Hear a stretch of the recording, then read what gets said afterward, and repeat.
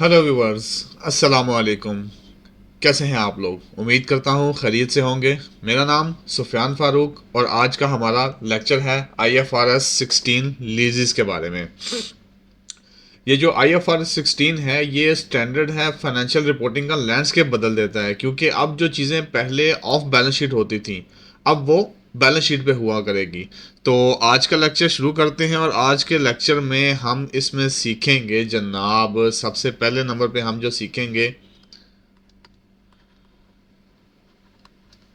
Lease के meaning क्या है, मतलब क्या है लीज का। ठीक है, लीज का मतलब क्या होता है। ठीक है, दूसरे नंबर पे हम जो चीज़ आज सीखेंगे वो होगा राइट ऑफ यूज़। ठीक है जी। तीसरे नंबर पे जो आज हम चीज़ सीखेंगे वो ये सीखेंगे कि लीज लाइबिलिटी कैलकुलेट कैसे करते हैं। ठीक है जी। और चौथे नंबर पे हम क्या देखेंगे, प्रैक्टिकल एग्जाम्पल्स। ठीक है, तो जी अब IFRS 16 है क्या? IFRS 16 क्या है? IFRS 16 इशू किया था IASB। IASB क्या होता है हम आपको पहले बता चुके हैं, इंटरनेशनल अकाउंटिंग स्टैंडर्ड बोर्ड ने। IFRS 16 डिफाइन करता है how leases should be recognised, कि लीजेस को रिकॉग्नाइज कैसे करना है, मेजर कैसे करना है,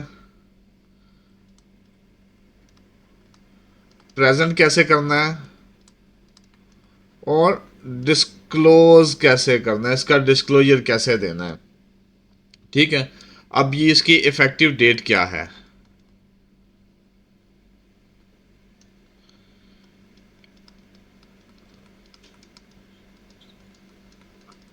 इफेक्टिव डेट। ठीक है, तो ये एप्लीकेबल कब हुआ था? 1 जैन 2019 में। IFRS 16 1 जैन 2019 में ग्लोबली चेंज हुआ था। ठीक है, इसमें अब चेंजेस क्या आई थी? चेंजेस ये आई थी कि जनाब जो ओल्ड IAS 17 होता था, ऑपरेटिंग लीज। ठीक है, ये क्या करता था? ये ऑफ बैलेंस शीट काम करता था। ठीक है, ऑपरेटिंग लीज बैलेंस शीट के अंदर नहीं होती थी। हमारा आज थोड़ा सा इशू कर रहा है हमारा राइटिंग पैड, तो चलिए दोबारा शुरू करते हैं। अच्छा, हम देख रहे थे ओल्ड। ओल्ड जो हमारा ऑपरेटिंग लीज होता था, ठीक है, IAS 17 के अंदर, ठीक है, वो होता था ऑफ बैलेंस शीट। ठीक है, अब जो न्यू आया, न्यू IFRS 16 आया, तो क्या किया गया कि इसमें जो है ना almost all लीजेस now on balance sheet. तो जितनी भी किस्म की, ऑलमोस्ट वो कहता है कि तमाम किस्म की जो लीजेस थी ना, उनको बैलेंस शीट के ऊपर जो है ना वो ट्रांसफर कर दिया गया। ठीक है, अब देखते हैं स्कोप ऑफ IFRS। ठीक है, IFRS का स्कोप देते हैं। ठीक है, IFRS 16 ये क्या है? ये applies to all leases except. अच्छा, अब वो कहता है कि ये तमाम लीजेस को पे अप्लाई होता है एक्सेप्ट, ठीक है, लीज ऑफ बायोलॉजिकल एसेट्स। जो बायोलॉजिकल एसेट्स हैं ये IFRS 16 उनके ऊपर एप्लीकेबल नहीं है, उनके लिए एक डिफरेंट है। ठीक है, देन ये होता है एक्सप्लोरेशन राइट्स। एक्सप्लोरेशन राइट्स क्या होते हैं? ऑयल निकाल रहा है, गैस निकाल रहे हैं, मिनरल्स निकाल रहे हैं, तो उनके ऊपर भी ये जो है ना आई एफ आर एस 16 ये अप्लाई नहीं होता। फिर जनाब, लाइसेंस ऑफ इंटेलेक्चुअल प्रॉपर्टी। अब जो इंटेलेक्चुअल प्रॉपर्टी लाइसेंस होते हैं ना, उनके ऊपर भी ये जो है ना ये स्टैंडर्ड एप्लीकेबल नहीं होता। ठीक है। अब इसमें कुछ आपको ऑप्शनल एग्जम्पशंस भी हैं। ठीक है। ऑप्शनल एग्जम्पशंस कौन सी हैं? Short term lease. Short term lease कौन सी होती है? जो लेस देन 12 मंथ्स होती है। ठीक है। दूसरे नंबर पर है लो वैल्यू एसेट्स। ठीक है। लो वैल्यू एसेट्स कौन से होते हैं? आप कह लें कि $5,000 से नीचे, जैसे स्मॉल प्रिंटर्स और इस तरह की चीज़ें जो है ना, उनके लिए एक ऑप्शनल कह लें कि आपको ये ना एग्जम्पशन देता है। ठीक है। तो अब देखते हैं हम इसकी की डेफिनेशंस पे। ठीक है। की डेफिनेशंस इसकी क्या हैं? सबसे पहले है लीज। लीज में अब क्या होता है? Contract giving right to control use of asset for a period in exchange of payment. ठीक है। ये क्या कहता है? ये कहता है contract giving right to use of an asset in exchange of payment. यानी पेमेंट के बदले ये आपको राइट टू यूज देता है। ठीक है। अब जो राइट ऑफ यूज, ठीक है, ROU, ठीक है, ये जो एसेट है ये रिकॉग्नाइज्ड होगा ऑन किस पे? लेसी की बैलेंस शीट पे। जो ये ले रहा है, ठीक है, जिसको ये एसेट मिल रहा है, उसकी बैलेंस शीट पे होगा।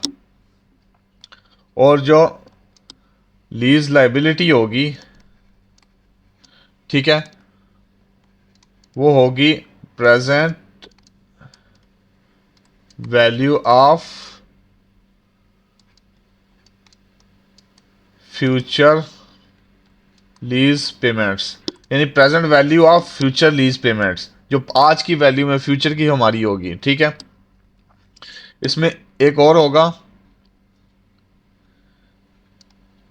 Incremental borrowing rate. ठीक है। इंक्रीमेंटल बोरोइंग रेट में क्या होगा? Interest use to discount future payments. जो फ्यूचर पेमेंट्स है ना, उनको डिस्काउंट करने के लिए जो रेट होगा वो इंक्रीमेंटल बोरोइंग रेट होगा। अब लीज का मतलब है किसी एसेट के इस्तेमाल का हक। ओनरशिप नहीं है, वो सिर्फ इस्तेमाल का हक है। ठीक है। IFRS 16 कहता है कि अगर आप किसी एसेट को इस्तेमाल का हक मिला है तो आपको बैलेंस शीट पर एसेट और लाइबिलिटी दोनों शो करने हैं। दोनों को, एसेट और लाइबिलिटी को, बैलेंस शीट के ऊपर आपने दिखाना है। ठीक है। अब आते हैं आगे। ठीक है। इनिशियल रिकॉग्निशन के ऊपर। ठीक है। इनिशियल रिकॉग्निशन, उसकी एक नुमेरिक एग्जांपल हम जो है ना वो लेंगे आज। ठीक है। अब सोचें कि आपने एक दुबई में एक ऑफिस जो है ना वो लीज पे लिया है। ठीक है। दुबई में एक ऑफिस आपने लीज पे ले लिया जिसका एनुअल रेंट जो है ना वो 120,000 है। ठीक है। और जो लीज टर्म है ना वो 3 इयर्स है। 3 साल के लिए आपने लीज पे ले लिया जिसका एनुअल रेंट 120,000 है। पेमेंट जो है ना आपने वो एंड ऑफ ईच ईयर करनी है, और जो डिस्काउंट रेट आपको मिल रहा है ना, वो डिस्काउंट रेट आपको मिल रहा है 6% का। ठीक है, आगे अब हम क्या करेंगे, अब हम कैलकुलेट करेंगे प्रेजेंट वैल्यू। ठीक है,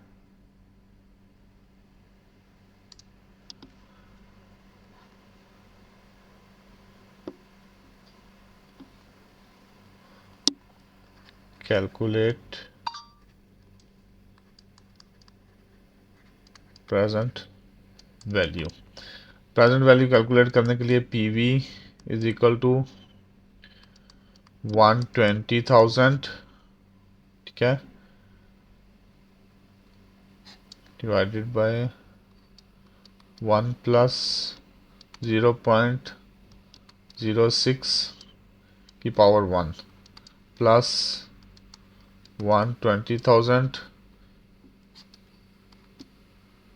1 प्लस 0.06 की power 2 plus 120,000 divided by 1 plus 0.06 की पावर जो है 3। ठीक है, इस तरह आपने कैलकुलेट कर लेनी है, अपने कैलकुलेटर पे आपने कैलकुलेट कर लेनी है। कैलकुलेट करने के बाद आपके पास जो वो वैल्यू निकलेगी, ठीक है, वो वैल्यू निकलेगी जनाब ईयर 1 पे उसकी वैल्यू होगी 113,208 AED।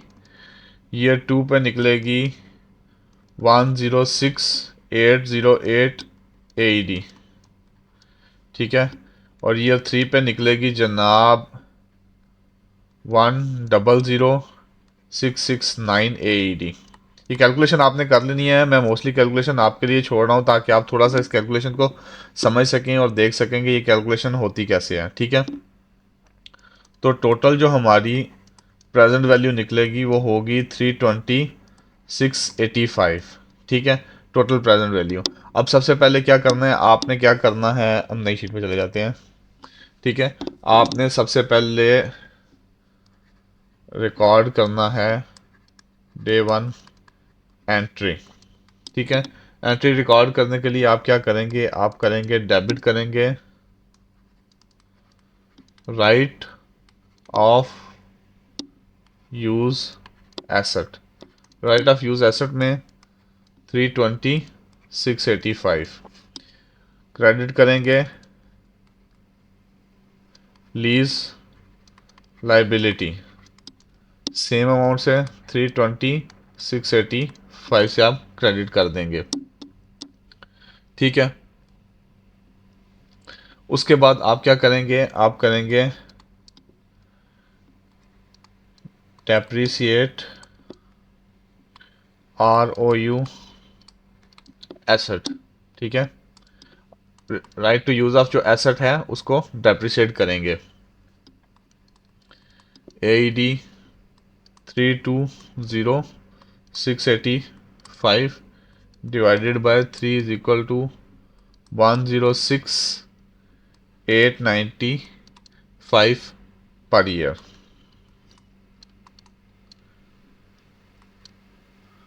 ठीक है, उसके बाद आप जाएंगे स्टेप 4 पे।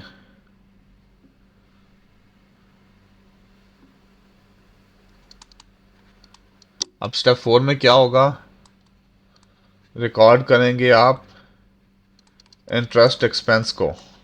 ठीक है, इंटरेस्ट एक्सपेंस को रिकॉर्ड कैसे करेंगे, AED 320,685 इंटू 6%, जो कि अप्रॉक्सीमेटली इक्वल होगा 19,241 के।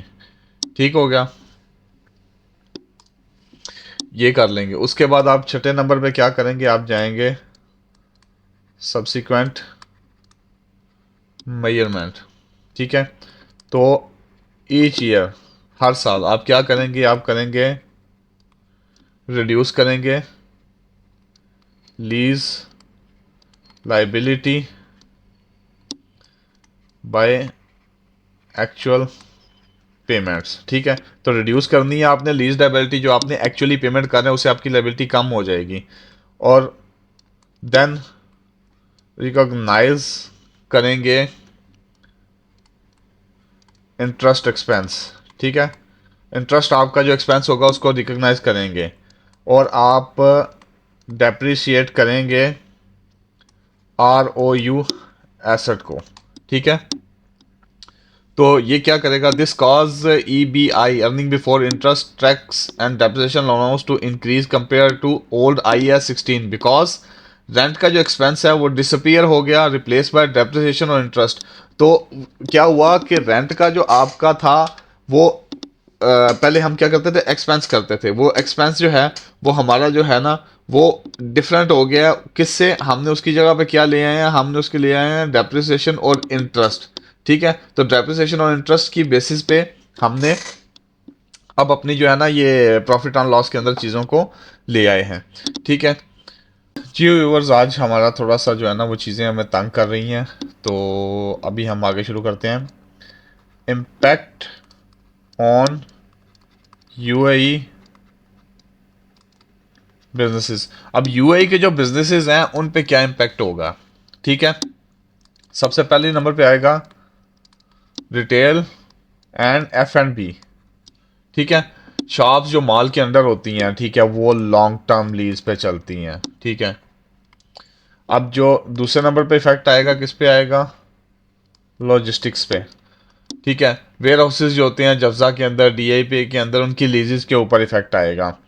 तीसरे नंबर पे इफेक्ट आएगा कॉरपोरेट ऑफिस पे।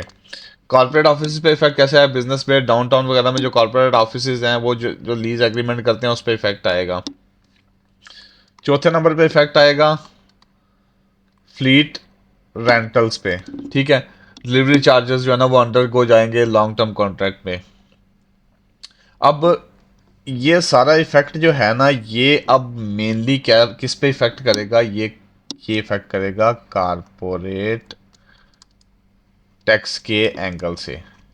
कैसे, ठीक है, इसमें क्या हो जाएगा, हायर डेप्रिसिएशन, ठीक है, lower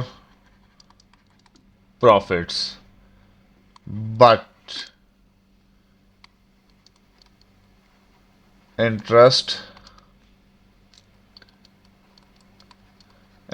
expense डिडक्टिबिलिटी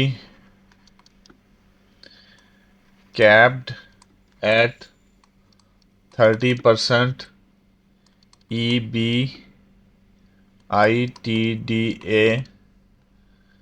under UAE CT law.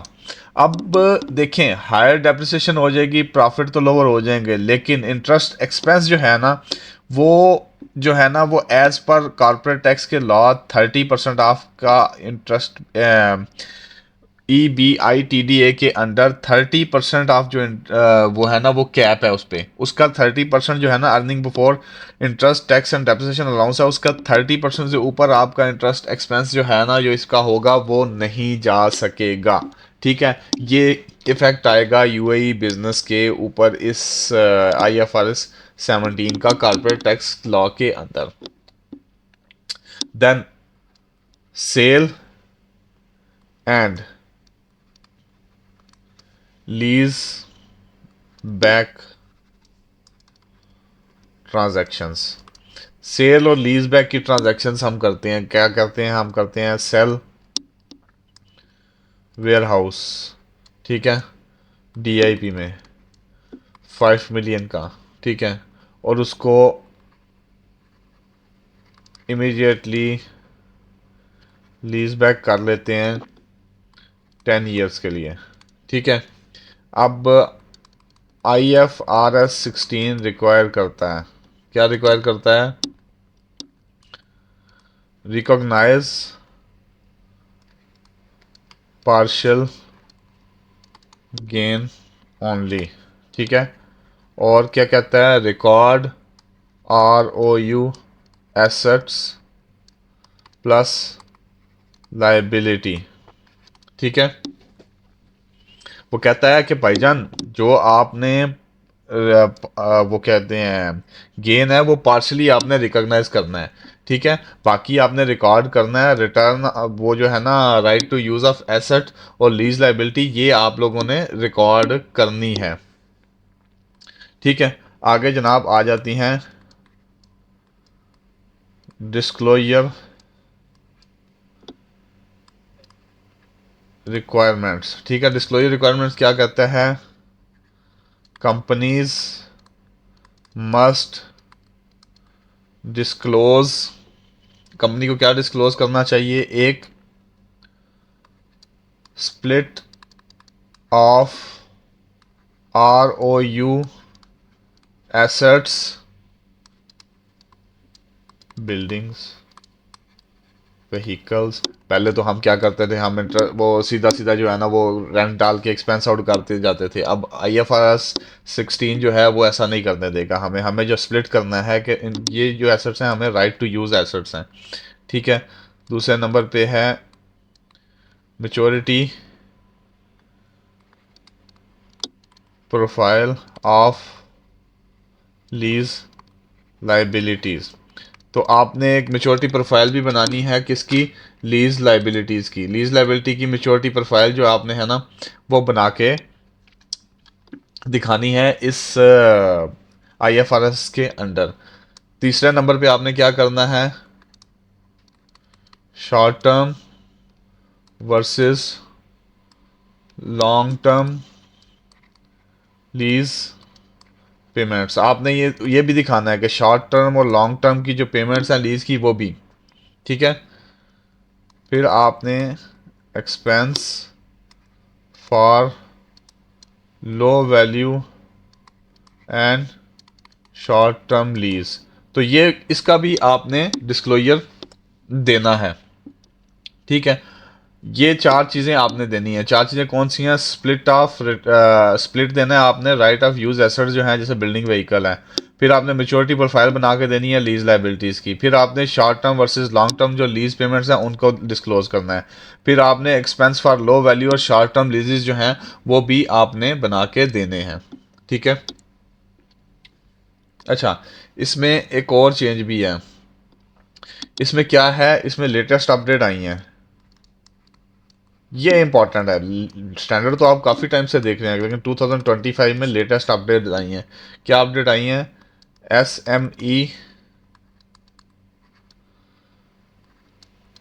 Simplification framework. ठीक है, इसमें क्या किया गया, इसमें रिड्यूस किया गया है डिस्क्लोजर फॉर स्मॉल एंटिटीज। जो स्मॉल एंटिटीज हैं उनके लिए डिस्क्लोजर को कम किया गया है। ठीक है, एनहेंस्ड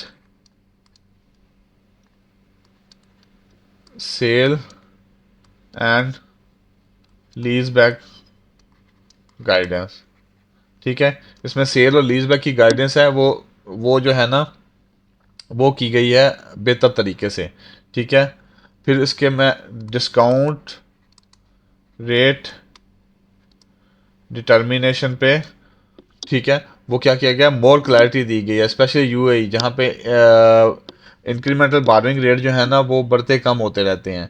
तो उन ये चीज़ें जो है ना ये 2025 में करवाई गई हैं। ठीक है, अब हम इसकी जो है ना वो एक समरी देखते हैं। पीछे ऑपरेटिंग लीज जो है ना वो ऑफ बैलेंस शीट होती थी पहले बिफोर IFRS 16 के, अब जो है ना ऑन बैलेंस शीट हुआ करेगी। एसेट रिकॉग्निशन जो है ना वो पहले नहीं थी, अब जो है ना right to use of asset जो है ना वो आपको रिकॉग्नाइज करना है। लीज लाइबिलिटी भी ऐसे ही आपको रिकॉग्नाइज करनी है।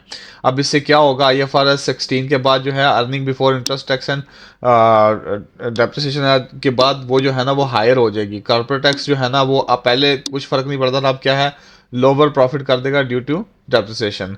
तो ये था आज का हमारा IFRS 16। इसको देखिएगा, पढ़िएगा, समझिएगा। आज के लेक्चर में थोड़ी सी ये जो हमें ग्लिच आ रही है उसके लिए माजरत। नेक्स्ट लेक्चर में इंशाल्लाह हम इनको दुरुस्त करेंगे।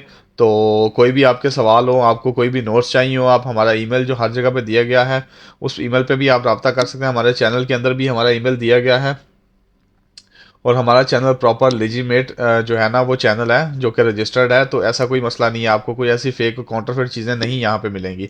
आपको जो भी चाहिए हो, आपके जैसा भी आपको रिक्वायरमेंट हो, आपको नोट्स चाहिए हो, आपको ये चीज़ें चाहिए हो, आपको कुछ भी समझना हो, तो आप इजीली हमें मेल कर सकते हैं।